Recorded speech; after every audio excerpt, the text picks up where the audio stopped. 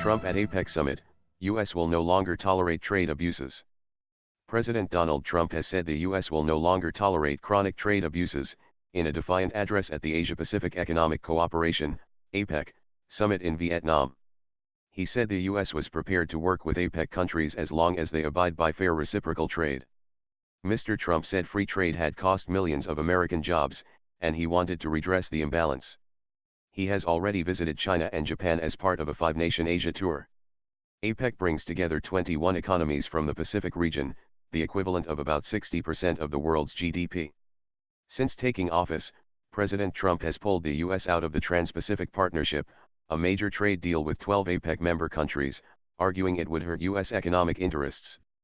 Trump says trade deficit not China's fault. Trump, China, and Twitter, what's going on? The hidden messages in Trump's Asian menu. Chinese President Xi Jinping also addressed the summit in the Vietnamese port city of Da Nang, where he said that globalization was an irreversible trend but the world needed to make it more balanced and inclusive. What did Trump say?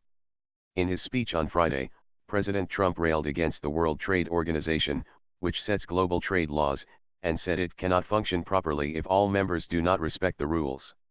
He complained about trade imbalances, saying the U.S. had lowered market barriers and ended tariffs while other countries had not reciprocated.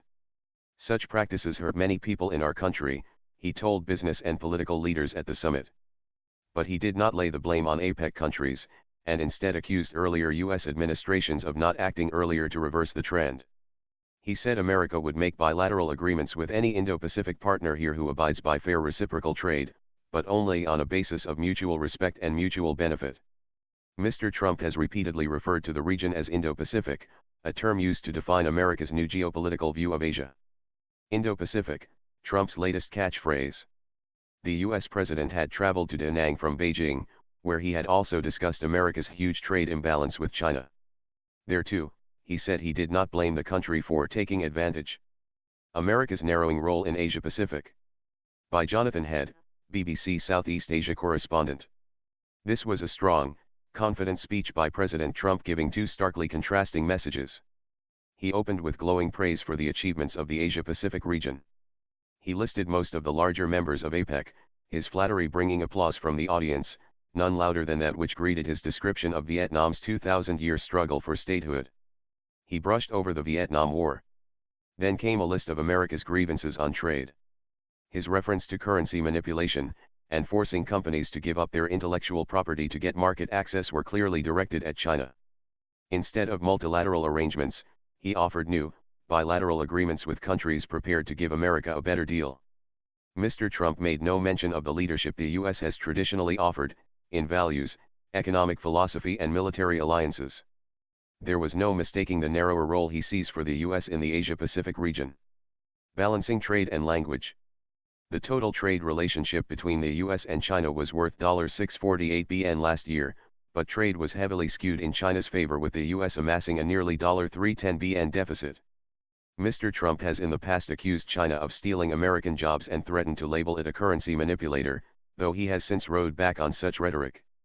China said on Thursday it would further lower entry barriers in the banking, insurance, and finance sectors, and gradually reduce vehicle tariffs.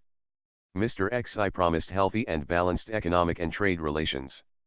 Deals worth $250 billion, £190 billion, were also announced, although it was unclear how much of that figure included past agreements or potential future deals. At the same time, U.S. Secretary of State Rex Tillerson told journalists the deals were pretty small in terms of tackling the trade imbalance. Trump vs. Xi, the two men compared. Before the Beijing talks, Mr. Trump in Tokyo lashed out at Japan, saying it has been winning on trade in recent decades. Japanese Prime Minister Shinzo Abe will also be making a speech at the APEC summit. Japan had a $69 billion, £52.8 billion, trade surplus with the U.S. in 2016, according to the U.S. Treasury Department. After attending the APEC summit, Mr. Trump will pay a state visit to the Vietnamese capital Hanoi. Mr. Trump will end his 12-day Asian tour in the Philippines on November 13. Subscribe to the channel and watch other videos on this channel.